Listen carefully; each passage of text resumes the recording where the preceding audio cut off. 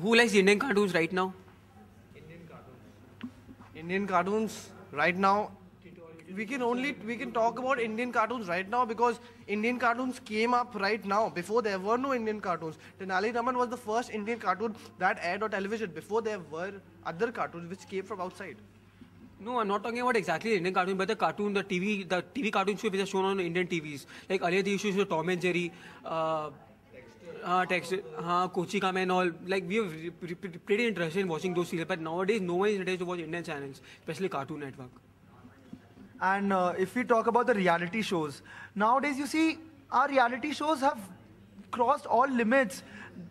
Someone washing an undergarment is making more highlights in the promos than something that is more concerned to us. In an Indian channel, I don't want to mention the name, but a lady died and she became a mosquito. Like, it's not imagination. I think maybe for us, it is, it's something that does not interest us a lot. But I think there are people who get fascinated by, humans turning into an animal or an insect for that matter. But then you are promoting so much negativity into the society. You are making people imagine things that are not going to happen at all. Come on. And there's the proof, the way you are showing, people might go and try all that. And that is stupidity. When Louis Lupin turned into a werewolf in Harry Potter, no one cared. Just because the women in India turns into a mosquito, that gives a big problem to you. Now, I have a counter to his point. That was a proper magical setup. That was a visiting world. This is not a visiting world. They are showing it happening to common people. This does not happen to common people. Come on. But isn't it very obvious, as in if you would watch something that's very practical, that happens all the time. I mean, your reality is what is practicality. But then if you watch something which is imaginative, which is very creative, I think that is something people like to enjoy. Are you actually believing it? You're not believing it. That is the whole point. It's a new imagination. When Louis Lupin did turn into a werewolf, no one cared. And now even you shouldn't care. You should watch it and understand it and like it the way it is. But then that's what people want. People are working all day and that's the break they want. So they want to see something which is out of the daily life. Something like supernatural, a woman dying and becoming a mosquito. Right? Nobody is wanting to see what is happening. Everybody wants a little bit extra. 2016 was like a great year for India. Like we went to the top of the tests rankings and then we won so many medals in the Olympics. In the women of our country won so many. And without television we wouldn't have known this. Don't you think Indian news channels or Indian TV channel, Indian sports channel basically focuses on cricket and football rather than focusing on other sports as well, like archery, badminton, tennis, basketball? Yes. Now, when you give your exam and you have a report card, obviously you go to your mother and tell her the best marks you have ever got. India plays cricket the best, so obviously it's going to focus on it more. I do not support that point because. When you're, I think cricket and football are the two sports which are hyped a lot. And I think we should have, more sports like, more highlights on sports like hockey, archery, like he said. So what about the comedians, the new limelight of the world, the Kapil Sharmas and the Russell Peters? The best comedian, right now the best comedian in India is like Kapil Sharma. So anyone's views on Kapil Sharma? I think he's not the best comedian as such, but I think his show, the Kapil Sharma show, is actually not one. It's the best comedy show, and it has the highest TRP. But I think along with him, his entire team does a lot to bring that show up. What Kapil Sharma is right now is because of his team. So I agree with the fact. Now there's a show you must have heard about that is Comedy Nights Bachao, and that is basically a roast show, like the AIB roast that we have.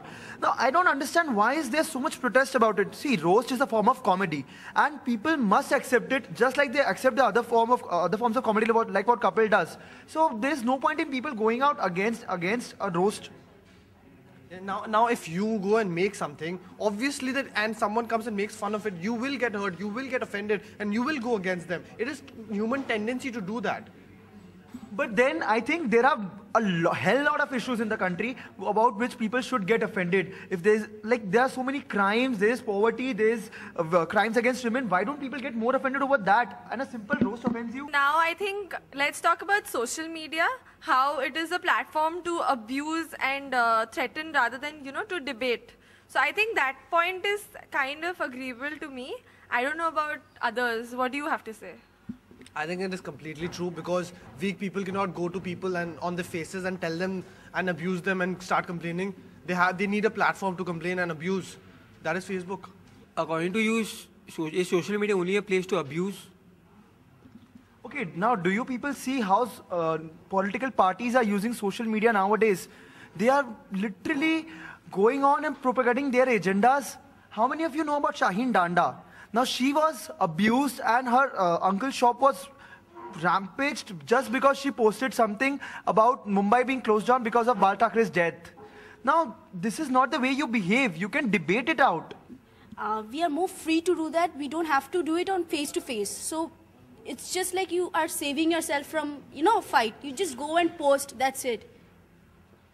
Even freedom of speech comes with some reasonable restrictions. And it's not about even freedom of speech. You should have some moral sense of what you can say and what you cannot say. You just cannot go out and abuse someone if you just felt very disheartened or something. Just debate it out, come on. I feel we are going out of topic at the moment because we need to talk about social media. We're talking about how people abuse each other and then people just come up and beat them up. We need to talk, if the person would have said it anyway on a platform anywhere else, she would have gotten beaten up even then. Let's talk about social media and how social media is the cause. I think people who use social media as a platform to abuse and threaten are comparatively more weak because they don't have that courage to go and face somebody else and, you know, talk it out or maybe, you know, even fight over it. Rather, they use social media as a platform to, you know, provoke somebody and then use that to prove themselves right. But like it has an advantage because it reaches the most number of audience rather than saying it to some other person. It is the most large number of audience. So it's better to do it in social media. It will reach the higher number of audience and more people will react to it. I think why are we going on a very large scale? Why aren't we just talking on a very personal level? What about me having a fight with you on a very direct way and I post something on, say, Facebook and I say that, you know, I have this friend who's done this to me and then there are, say, 50 people who are reacting to my post. Some are happy, some are sad, some are angry, whatever. So why can't we just talk about it on a very personal level? If I have a problem with Adi and I want the whole world to know what kind of a person he is, obviously I would just go to his face and tell him. I'll have to tell it in public so that everyone knows. There's even another side to the topic. See, it's about debating and discussing. Come on, we all have issues. Okay, it's not possible every time to be very decent and in your limits. You obviously sometimes you get angry and you might go out and abuse people. Then yes, but then it's about mostly going out and discussing and debating things. If you don't like something, you don't like it. You put your view. You respect your opponent's view. So like is social media according to you guys only about abusing and stuffs? It has got some advantages as well, right? No, we all agree to the advantages that social media has given us, but we are debating that what people are making out of it nowadays, and that is what we all are concerned about. Even you. So like everything has got a pros and everything has got cons, right? So we are basically discussing all the cons. So why not discuss about the pros? Like my brother started a new company. He's reaching the maximum number of people out there. It's like, it's very profitable for him. So why not about the pros of something rather than discussing on the cons of something? There are many pros to social media. Like how else would Kamal R Khan be famous? That is the point, that why are nowadays people focusing more on the cons? They are going over using it as a negative element and promoting negativity about it. We all should see to the advantages that social media has given us and we should be more affiliated towards those. Like we tell people to lead a positive life, positive life, positive life. Like what the hell is positive life, man? If you don't think positive in your own house, then how can you think other people to think positive in their lives? Talking about the pros and cons, I think every invention or every discovery was made with the intention to get all the pros for the people.